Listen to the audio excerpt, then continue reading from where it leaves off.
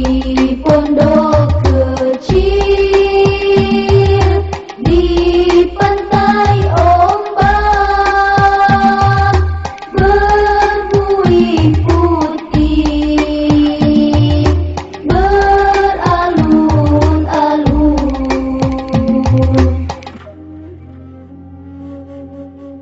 Assalamualaikum warahmatullahi wabarakatuh.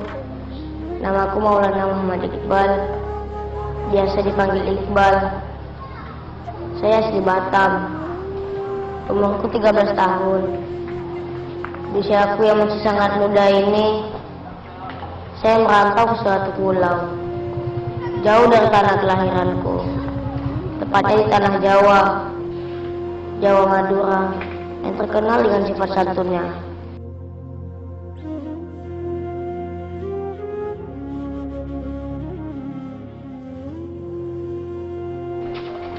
Orang tuaku ingin aku masuk pesantren.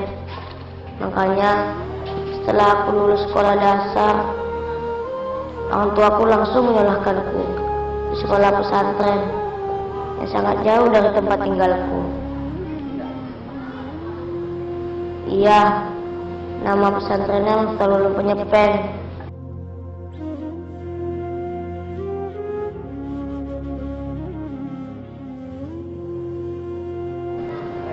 Saya mondok karena saya ingin menjadi pendai internasional, dan saya kagum sekali ketika melihat Ustaz Mujibur Rahman. Beliau adalah seorang pendai, ceramahnya enak, qiraatnya enak, pokoknya komplit. Siapa sih yang nggak kenal sama beliau? Sekota Batam pasti mengenalnya. Beliau alumni pondok pesantren ini. Makanya aku mengikuti jejak langkah beliau hingga aku mondok di pesantren ini.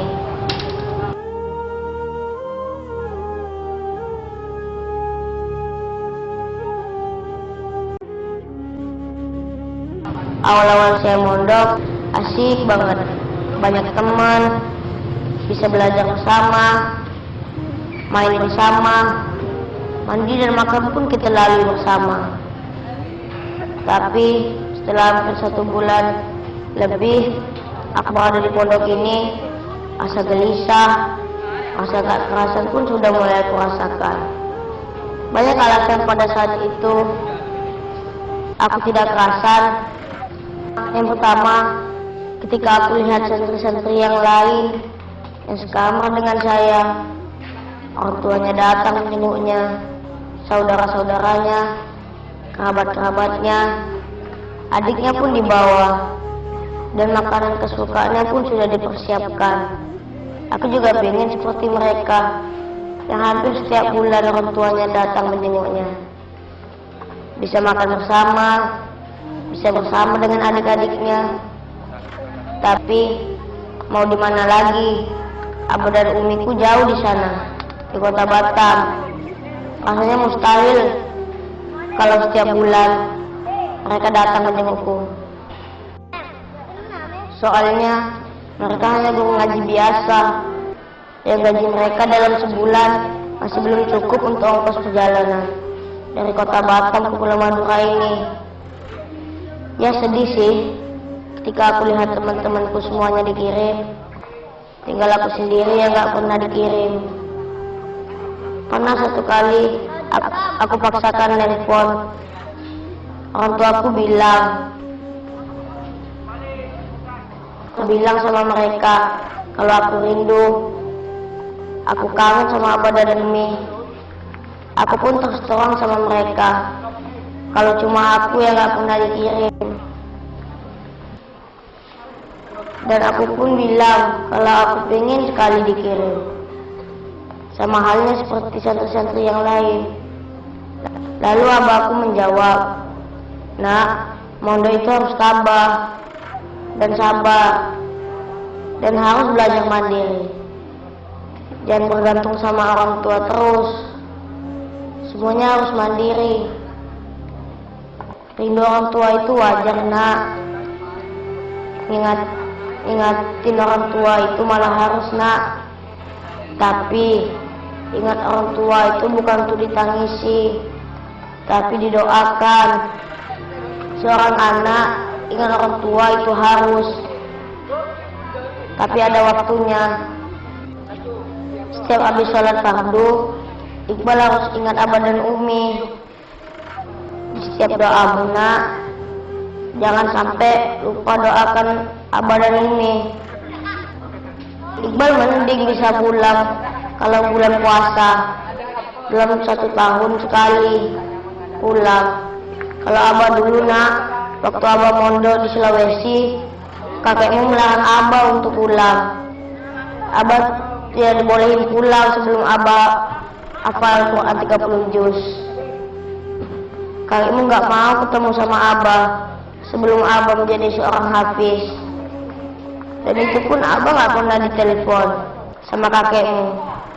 Makanya berlaku sabar, tabah seperti Abah waktu mondok, supaya apa yang dicita-citakan bisa tercapai. Mendengar nasihat Abahku itu, aku sedikit bisa menahan rasa rindu. Kangen sama mereka, karena ini memang hanya untuk masa depanku. Aku harus ngerti sama mereka. Mereka yang selama ini belum pernah menjengukku. Bukan berarti mereka tidak rindu sama saya.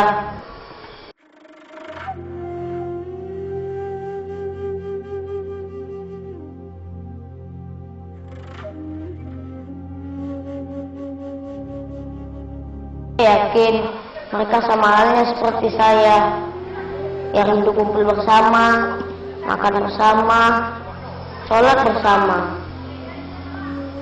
Yang kedua, aku tidak kerasa di pondok, karena ketika aku sudah menginjak 2 bulan lebih lamanya, aku sering sakit, sering banget sakit kepala, panas, demam, dan yang paling sering saya sakit gatal-gatal.